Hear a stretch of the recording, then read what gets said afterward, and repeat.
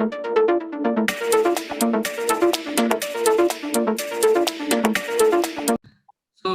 आज हमारा वीवीए का इंट्रोडक्शन क्लास है, राइट। आपको स्क्रीन दिख रही होगी, ये एक्सेल 16 है, MS एक्सेल 16 2016, ठीक है। सो 2016 में भी कुछ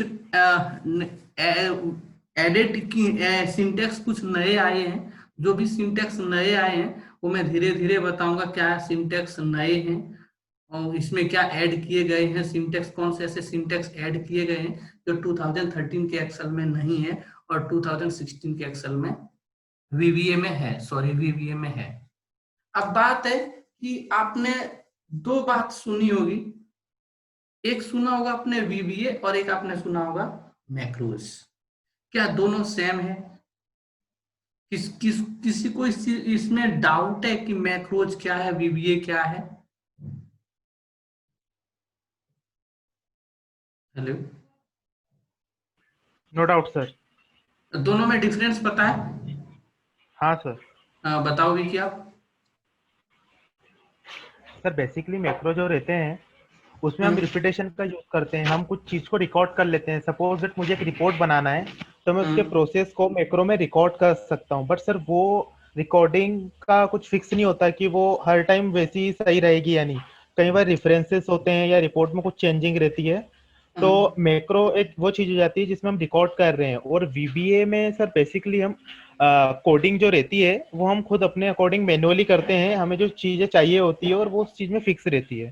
वीवीए और मैक्रोज में क्या डिफरेंस है? सबसे पहली बात, फर्स्ट मैटर ये है कि जो लोग मोस्टली लोग वीवीए और मैक्रोज को एक ही समझते हैं कि दोनों सेम चीज है, ठीक है। और आपने देखा होगा कि कभी कभी आपके पास अगर कॉल आती होगी तो एचआर जो है वो आपसे पूछती होगी या पूछते पूछते होंगे कि क्या मैक्रोज आपको आती है। तो एक्चुअली उनको भी नहीं पता होता है वीबी और मैक्रोज में क्या डिफरेंस है। तो आप कभी कंफ्यूज मत होना कि मैक्रोज अगर वो कह रहे हैं तो हाँ कर देंगे और वो आपको रिकॉर्डिंग के लिए बुला रहे हैं, नहीं। आपको वो मैनुअल स्क्रिप्ट के लिए बुला रहे हैं, रिकॉर्डिंग तो कोई भी कर सकता है, ठीक है। ये क्लियर हो गया होगा। अब बात क्या है कि मैक्रोज, पहली बात, मैक्रोज स्टैटिक कोड को राइट करता है। स्टैटिक लेवल की कोडिंग होती है, उसमें मशीन खुद लिखती है। जैसे कि मैं यहाँ मैंने एक छोटा सा मैंने शीट वन से लेके शीट वन में कुछ डेटा है, उसे कॉपी करके शीट टू में पेस्ट करना है, ठीक है। ये मैं मैक्रो से रिकॉर्ड कर लूंगा। एक बार मैनुअल मुझे करके दिखाना होता है मैक्रोज को, ठीक है। फिर वो क्या करता है, मशीन खुद उसकी स्क्रिप्ट को लिख लेता है। बट ये ध्यान रहे कि अगर मैंने रिकॉर्डिंग B1 में रख के करी है तो हमेशा कर्सर आपको B1 में ही रख के उसको रन करना पड़ेगा। अगर आपने C1 में कर्सर रख दिया और आप कंपाइल रन कर देंगे तो वो डेटा पेस्ट सही से नहीं कर पाएगा, क्योंकि ये स्टैटिक कोड है। दो टाइप्स की कोडिंग होती है, स्क्रिप्ट होती है। एक डायनेमिक स्क्रिप्ट होती है, एक स्टैटिक स्क्रिप्ट होती है।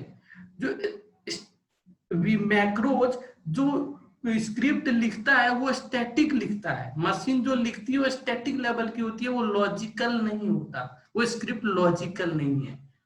और जो हम करते हैं कोडिंग, वो कोडिंग हमें जैसे रिक्वायरमेंट है उसी के अकॉर्डिंग हम स्क्रिप्ट को लिखते हैं, ठीक है। फॉर एग्जाम्पल मैं एक आपको रिकॉर्ड करके दिखाता हूं। जैसे मैं यहां लेता हूं नेम,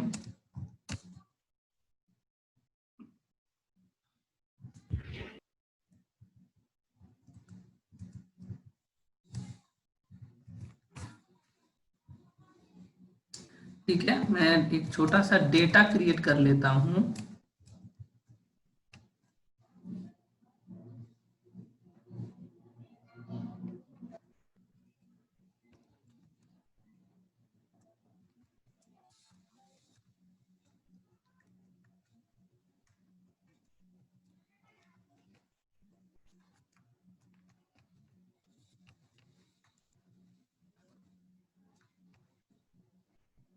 ठीक है, अब ये डेटा है, अब इस डेटा को मुझे यहाँ पे पेस्ट करना है।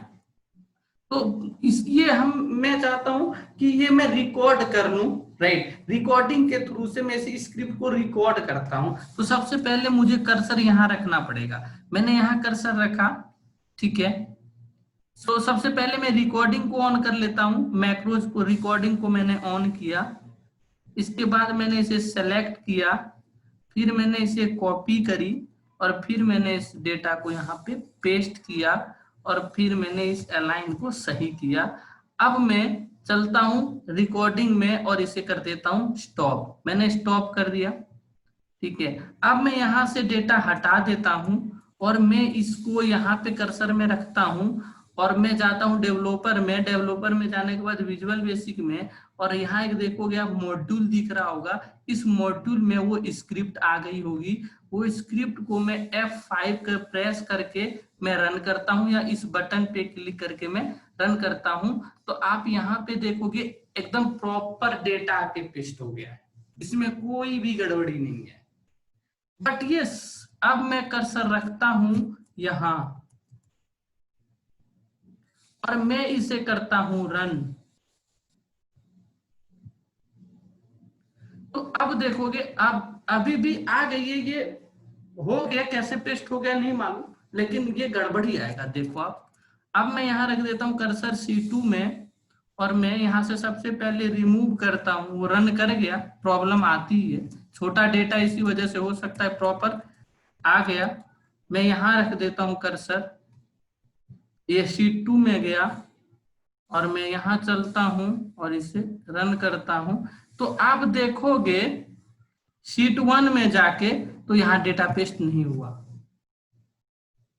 क्यों? क्योंकि मैं जब मैंने मैक्रो रिकॉर्डिंग करी थी तो कर्सर उस टाइम यहाँ पे था। अब जब मैं रन कर रहा हूं तो मैं शीट 2 में जाके उसे रन किया तो उसको वो उस देखो रन हो रहा है, लेकिन देखो वो उस लोकेशन में कर्सर आ रहा है। शीट 2 में उस लोकेशन को वो कैच करेगा। देखो मैं यहाँ से रन करता हूँ, देखना कर्सर अभी F9 में है। मैं रन करता हूँ तो देखो यहाँ आ गया कर्सर। मैं फिर से रन करता हूँ, देखो कर्सर यहाँ आया। इसको ये खोज के नहीं इसको मिला, ठीक है। लेकिन मैं स्क्रिप्ट में ऐसी स्क्रिप्ट लिखूंगा। अब दिखाता, चलो शीट में 2 में था, मैं यहाँ कर्सर रखता हूं और इसको रन करता हूं तो ये कैच कर रहा है, वो आ जा रहा है, ठीक है। देखते हैं,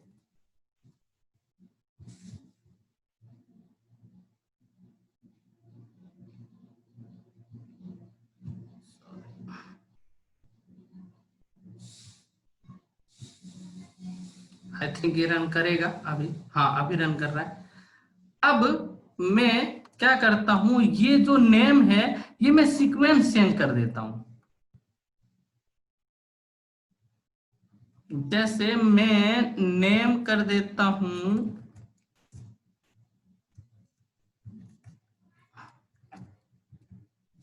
ऐसे, ठीक है।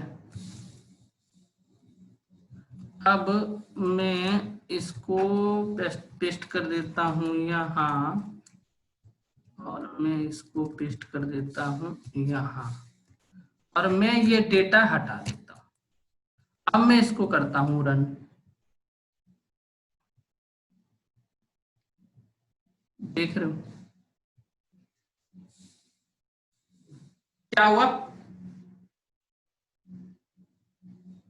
कि वो अपनी लोकेशन को कभी नहीं छोड़ रहा है और वो वहीं पे पेस्ट कर रहा है। इसके आगे नेम है वो ये डिलीट नहीं कर पा, मतलब जैसे हमने रिकॉर्डिंग करी थी एज इट इज उसको हर बार वही लोकेशन चाहिए और वैसा ही कर पाएगा। अगर अभी मैंने जो रिकॉर्डिंग करी थी वो हेडर को लेके किया था तो वो क्या कर रहा है, पूरे सबको कॉपी करके यहाँ पेस्ट कर रहा है। बट मैं हेडर यहाँ पहले से सेट कर दूं और हेडर को मैं अगर रिकॉर्ड नहीं करता और सिर्फ इतना ही डेटा को अगर रिकॉर्ड करता तो वो हेडर को रीड नहीं कर पाता, ठीक है। वो जिस सीक्वेंस में मैंने उसकी स्क्रिप्ट लिखी है उसी सीक्वेंस में जाके वो पेस्ट कर देगा, ठीक है। तो as it is static coding होगी, ठीक है। अब मैं VBA में जब हम स्क्रिप्ट लिखेंगे तो हम क्या लिखेंगे कि आप देखो पहले से ऑलरेडी यहाँ पे हेडर है, तो आपको सबसे पहले हेडर को मैच कराना है कि ये हेडर मान लो सपोज ये सी में है, और पहले जब मैंने स्क्रिप्ट लिखी थी वो हेडर नेम का जे में था, लेकिन जब दूसरे बार हमारे पास फॉर्मेट आया तो वो हेडर क्या हुआ, लास्ट में नेम चला गया और पहले मैथ आ गए। तो क्या करना है आपको, वीबीए में स्क्रिप्ट में ऐसा लिखूंगा कि सबसे पहले आपको मैच करना है हेडर, हेडर मैच करने के बाद आप डेटा कॉपी करोगे, जैसे ये पूरा यहाँ पे रीड आउट करेगा, इसको यहाँ मिलेगा नेम, तो यहाँ पे वो नेम का डेटा पेस्ट करेगा, फिर यहाँ मैथ मिलेगा, फिर ये मैथ खोजेगा कहाँ है, यहाँ देखा मैथ है, फिर वो मैथ के कॉलम में वो डेटा को पेस्ट करेगा। ऐसे हम स्क्रिप्ट वीबीए के थ्रू से लिखेंगे, ऐसे ये हम ऐसे लिखेंगे, लेकिन मैक्रोज में ये कभी ऐसी रिकॉर्डिंग आप नहीं कर सकते, लॉजिकली रिकॉर्डिंग नहीं होगी, और ये डायनेमिक नहीं होगा। डायनेमिक इन द डायनेमिक का मतलब ये होता है कि डायनेमिक वही मैंने बताया कि वो सब कुछ चेक करेगा, इसके बाद डेटा पेस्ट करेगा। अब जैसे मैंने अभी रिकॉर्डिंग करी थी तो डेटा का जो टोटल था, डेटा हमारा वो था 8 मतलब रोज हैं। अगर ये रोज अगर अभी मैं बढ़ा दूं तो वो बार बार उतना ही डेटा कॉपी करके यहाँ पेस्ट करेगा, वो नीचे नहीं आएगा। बट जब हम स्क्रिप्ट लिखेंगे तो हम ये लिखेंगे कि देखो रॉ डेटा अगर हम कंपाइल कर रहे हैं तो आज 200 किसी सीट में है, किसी सीट में 400 है, तो हो सकता है किसी सीट में दूसरे दिन 800 हो जाए, लेकिन अगर मैक्रो के थ्रू से उसको हमने रिकॉर्डिंग करी है तो बार बार वो 200 डेटा को कॉपी करेगा, वो 400 डेटा में नहीं जाएगा। लेकिन जब हम खुद की स्क्रिप्ट लिखेंगे तो हम उसमें ये लिखेंगे कि आपको पूरा चेक करना है, जब तक आपको ब्लैंक नहीं मिले तब तक आपको कॉपी करना है, जब ब्लैंक मिले वहां से फिर आपको ऊपर करना है कॉपी और फिर वो पेस्ट करना है। ये हम रिकॉर्ड नहीं कर सकते, इसीलिए मैक्रोज यूजफुल नहीं है। बट स्टिल मार्केट में अभी भी मैक्रोज क्यों है, मैक्रोज को भी माइक्रोसॉफ्ट क्यों डेवलप कर रहे हैं, क्या विकी इसका रीजन आप बता सकते हो? सर जैसे छोटे मोटे जो टास्क होते हैं, सपोज दैट मैं फिलहाल सर एक मैक्रो पे काम करता हूँ, मैंने वो आज से 6 महीने पहले बनाया था सर। एक ऐसी रिपोर्ट है सर, मैं अकॉर्डिंग टू मी बता रहा हूँ, हाँ, मुझे इसका एग्जैक्ट नहीं पता है। तो क्या है ना, कुछ आज भी ऐसी चीजें हैं सर एक्सेल में जो एकदम एज इट इज है, जिनमें कोई चेंजेस आने वाले नहीं है। और सर वो सेम, जैसे उसका लेंथ भी सेम होने वाला है, उसका जो स्पेसिफिक कॉलम वगैरह है या जो वैल्यू है वो भी सेम होने वाली है। तो सर जो एग्जैक्ट चीजें हैं जो बिल्कुल चेंज नहीं होने वाली है या जिनमें लॉजिक सिर्फ एक ही बार लगता है, उसके लिए सर मैक्रो परफेक्ट है। बट जैसे अभी आप बता रहे हैं हमें एक डायनामिक स्क्रिप्ट लिखनी है, जैसे अभी आपने यहाँ पे नेम को जे कॉलम से उठा के ओ कॉलम में पेस्ट करा तो मैक्रो ने वैल्यू नहीं ली। तो सर ऐसी चीजों के लिए हमें वीबीए की बिल्कुल जरूरत है, लेकिन कुछ ऐसे सिंपल टास्क है सर जो डेली बेसिस पे यूज होते हैं और काफी टाइम लेते हैं, उनके लिए सर मैक्रो सही है। शायद इसीलिए अभी तक एमएस ऑफिस ने मैक्रो को रखा है और चलो डेवलप भी आप, कर रहे हैं। हाँ हाँ आपको कहना ठीक है, बट वही बात है 100% ठीक नहीं है। अब मैं बताता हूँ, मैं एमएक्स में जॉब करता हूँ, एमएक्स में एक भी ऐसा डैशबोर्ड नहीं है विक्की जो पर डे हाँ चेंज नहीं होता है। आप क्या वहां जॉब कर सकते हैं? सर फिलहाल जिस मैं नहीं, एक्सपीरियंस और मैं एक नॉलेज के आपको, साथ में हूँ, नहीं नहीं मैं नहीं वहां नहीं मैं, कर पाऊंगा। हाँ देखो वो मैं आपको एक एग्जांपल के तौर पे बताया कि यस सर। कौन सी कंपनी में क्या रिक्वायरमेंट है वो आपको पता नहीं हो सकता। आप जिस ऑर्गेनाइजेशन में जॉब करते हैं वहां कुछ चीजें फिक्स है, इसीलिए मैक्रोज आप यूज कर रहे हैं, लेकिन ऐसी कंपनी बहुत कम है।